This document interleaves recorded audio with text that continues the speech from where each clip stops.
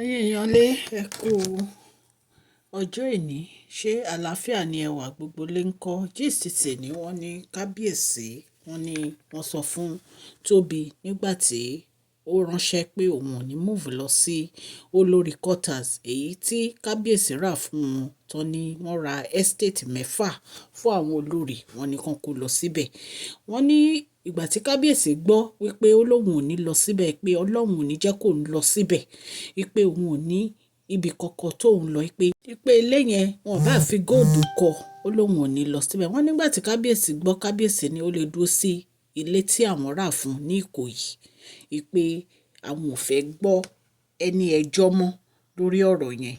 ẹ̀yin èèyàn lé ṣé àlàáfíà ni ẹ wà ẹ káàbọ̀ sí Mashola Gist TV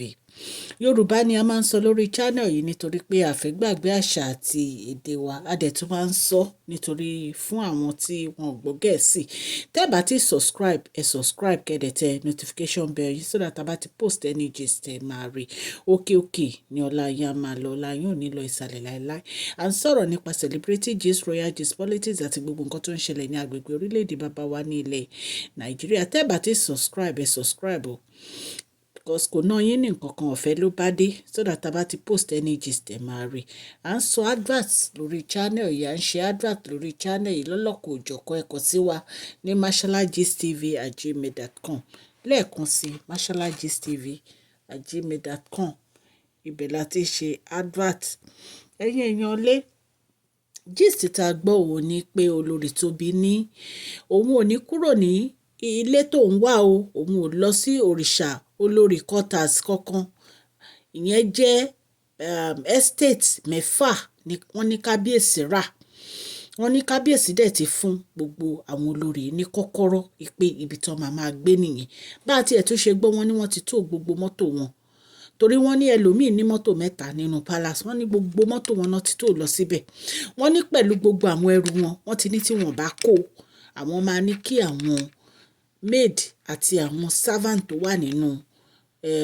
palace kan bá wọn kó gbogbo ẹrù wọn lọ síbẹ̀ bí a ṣe gbọ́ nìyẹn allegedly nǹkan tó wá ń ya àwọn èèyàn lẹ́nu ò ní pé kí ló dé tí Olori Tobi ò fẹ́ lọ number one a lè sọ nǹkan tó dé tí Olori Tobi ò fẹ́ lọ ṣùgbọ́n nǹkan tèmi mọ̀ ni pé bóyá nítorí àwọn ọmọ ẹ̀ ìyẹn number one then bóyá nítorí pé gbogbo àwọn olórí náà ń lọ síbẹ̀ ṣe mọ̀ pé òun tiẹ̀ ó máa ń fẹ́ stay away from wàhálà ẹ̀yin náà rí i pé ní ìgbà tí ó lóyún throughout kò lọ síbẹ̀ then àwọn èèyàn wá ní kí ló dé tí kò move lọ sí palace lẹ́yìn ìgbà tó ti bímọ nǹkan tá a gbọ́ ni pé kábíyèsí ò gbọdọ̀ tí ì fi ojú rí àwọn ọmọ yẹn wọ́n ní ó dìgbà tí àwọn ọmọ yẹn bá pé 3 months kí wọ́n tó lè gbé wọn wọ inú palace oṣù mẹ́ta kí wọ́n tó lè gbé wọn lọ wọnú palace pé bí wọ́n ṣe ń ṣe ní ilé Ifẹ̀ nìyẹn especially àwọn ìdílé ọba ẹ rántí pé ńgbà tí Queen Naomi bí ọmọ tiwọn náà ìta ni wọ́n wà ìgbà tí ọmọ yẹn pé oṣù mẹ́ta ni wọ́n tó wá lọ ṣe church service tí wọ́n gbé ọmọ yẹn wọ inú church lọ tí wọ́n dẹ̀ bless ọmọ yẹn then àwọn ti ìbílẹ̀ náà wọ́n ṣe nǹkan tó yẹ kán ṣe fún ẹ máa rí i pé ńgbà yẹn kábíyèsí fi iyùn sí Tadéníkáwò lọ́wọ́ wípé ó ti di àrẹ̀mọ ọba ẹ̀yin èèyàn lé so irú event báyìí náà ṣì ń bọ̀ fún àwọn ọmọ ìbejì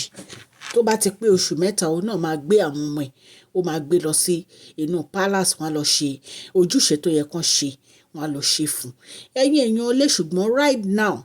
kábíyèsí ní kí gbogbo àwọn olórí o kán move lọ sí olórí quarters èyí tí wọ́n pèsè fún gbogbo àwọn olórí pé wọ́n máa gbé allegedly bá a ṣe gbọ́ nìyẹn o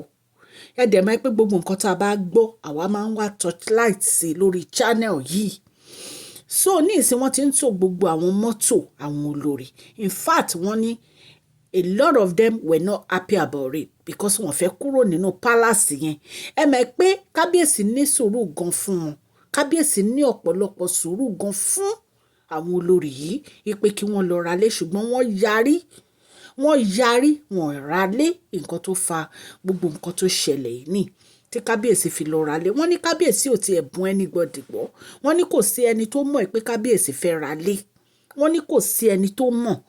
wọ́n ní wọn ò sọ fún any one of them pé àwọn fẹ́ ra lé,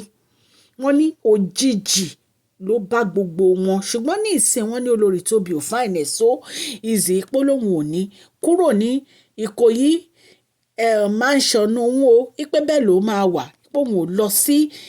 any olórí quarters estate tí wọ́n rà fún wọn, ipò òun ò lọ síbẹ̀. So gist ta gbọ́ níta ní ká mú wá fún yín. Mo dúpẹ́ lọ́wọ́ gbogbo yín fàdúró tì yín lórí channel mi. Ọlọ́run Elédùmarè á bá mi bù sí àpò yín. Òkè òkè ní ọlá yín á máa lọ, ọlá yín ò ní lọ ìsàlẹ̀ láéláé.